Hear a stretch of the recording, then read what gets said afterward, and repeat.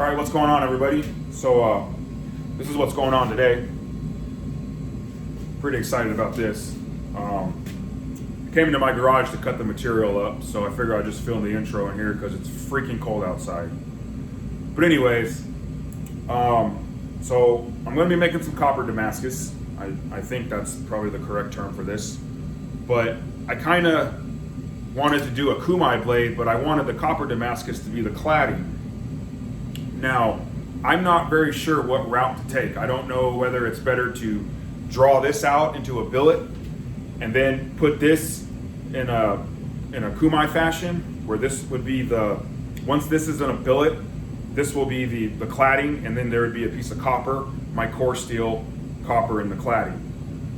Or to just go ahead and drop my core steel in here now and draw this out, and then you're done deal and you have a blade.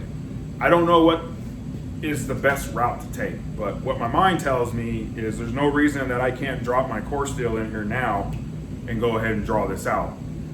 I don't see why not, but I could be wrong, but I'm gonna go ahead and try it anyways. And what I'm gonna do is I'm gonna take a piece of, because this is what I plan to do with my core steel, is have a piece of 15 and 20 and 1080 that I'm gonna sand my, right? So that'll be all sand mined, one piece of steel, 15 and 20 and 1080, and that'll be the core steel.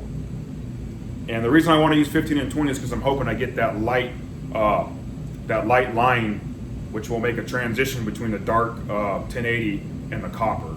So, down by the edge is what I'm hoping. Like I said, I'm not quite sure what route to take, and I won't know until I try it. So what I'm going to do is go out to the forge now, sand my this between some 15 and 20, and then I'm going to go ahead and drop that in as the core and go ahead and draw it out. We'll see what happens, so stay tuned.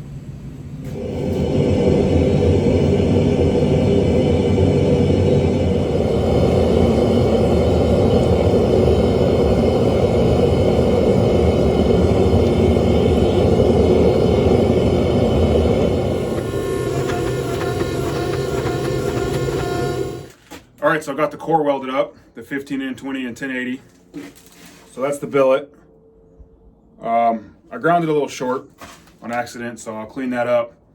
But I'm gonna, instead of just filling it all with weld, I'm gonna, put a piece of sheet metal on the sides and weld around that. But then I'll weld up the ends.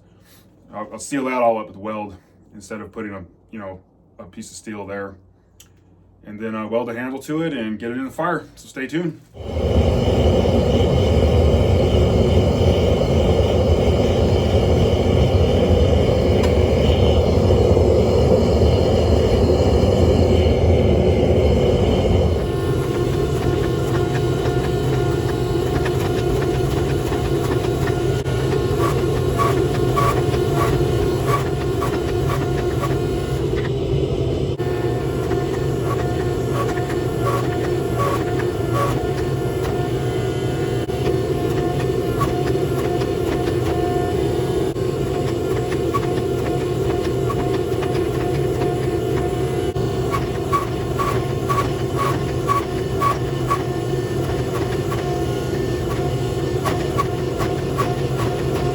All right, well, that was a lot of fun, and I definitely learned a lot. That's the billet. This is 9 inches long and 1/4 inch thick by probably about 2 inches. I had to cut it in half.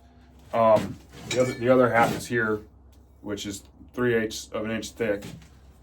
But I had to cut it in half because when I was drawing it out, I pinched it a little too thin in the center, and there's no way I would have been able to keep drawing that out. It wouldn't have fit in my forge, so I had no choice. I just cut it in half and then drew this one out, which is plenty of material because I'm making a 3-inch blade for a customer, so this is plenty of material.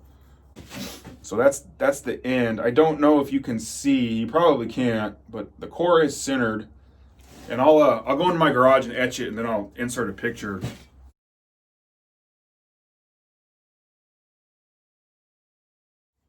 But yeah, that was a lot of fun, and I really like doing things like that when I don't know what to expect, you know, without asking questions or getting any advice, just going out and doing it and seeing what happens.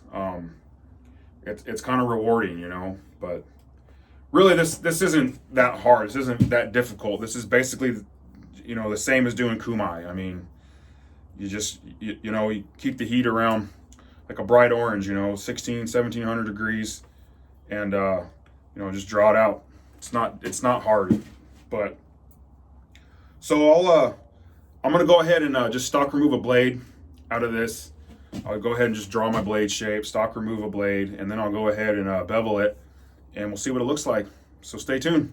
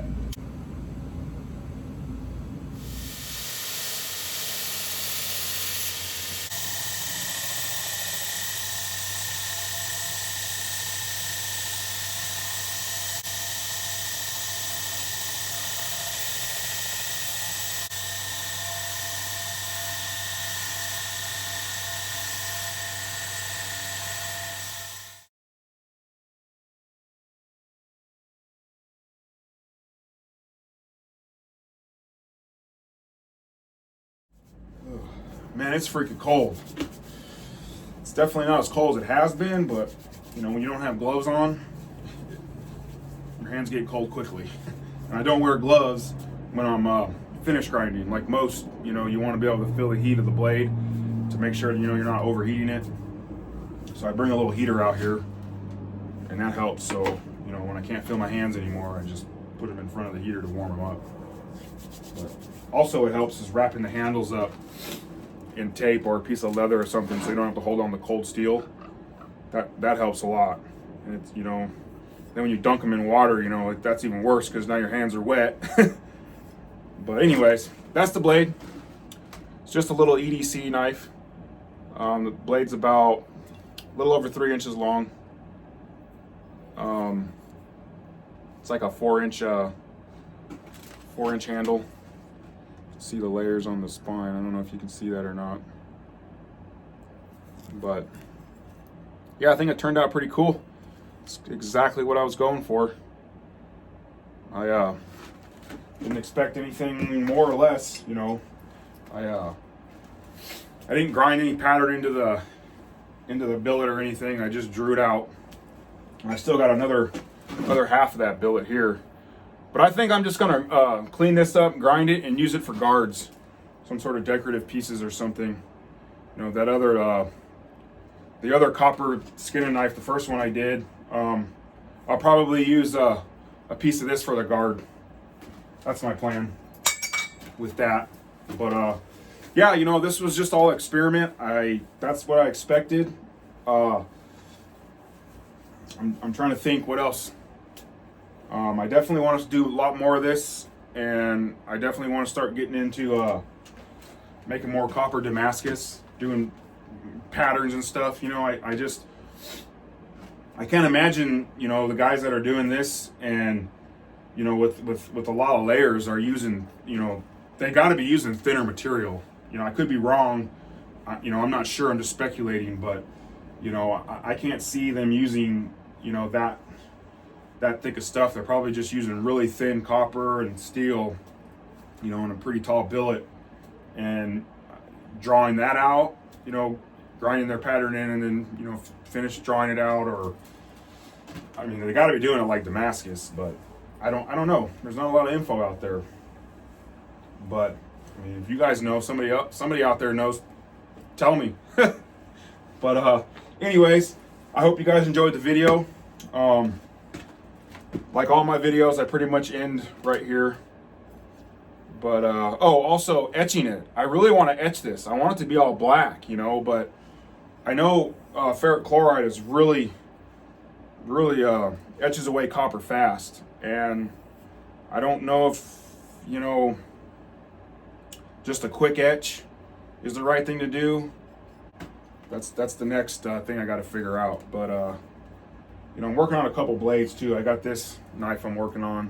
I still have to grind it. This is 256 layers of ladder pattern Damascus. So I'll finish that. I'll finish this. And then I got another blade. I think I'm going to do a stainless Damascus blade. I still have a billet of a bicycle chain canister Damascus here. So I think I'll draw this out and then put it in a billet with some stainless and make another little knife like this. And then I'll show that off in a video when they're all done. It's just doing that just works better for me. I like to get all the knives in a spot where I'm just, you know, hand sanding them, then put handles on them and just knock them all out at once. Because you know, I can do all the hand sanding and stuff at night, and then I can come out here, you know, during the day and start on some hammers I need to make, and a couple axes. So I just want to get the knives to a, you know, certain point where all I got to do is just hand sand. And I can, like I said, I can do that all at night and then keep, you know, forging during the day. So I just try to manage my time. That's why I end the videos where I do, you know, and not with, you know, totally completed with a handle on them and everything. I'll just make a video kind of showing them all off. It just works for me. But anyways, I'm just rambling. I can't think of anything else. If you guys have any questions, just let me know. If you have any constructive criticism, please let me know. If you have any tips for me, if there's something I'm doing that you think I could do better, let me know. I'm all up for learning. I mean, you know, I've gotten this far teaching myself, and if somebody can tell me something that makes learning faster, I'm all for it. So I hope you guys enjoyed the video, and y'all have a good day.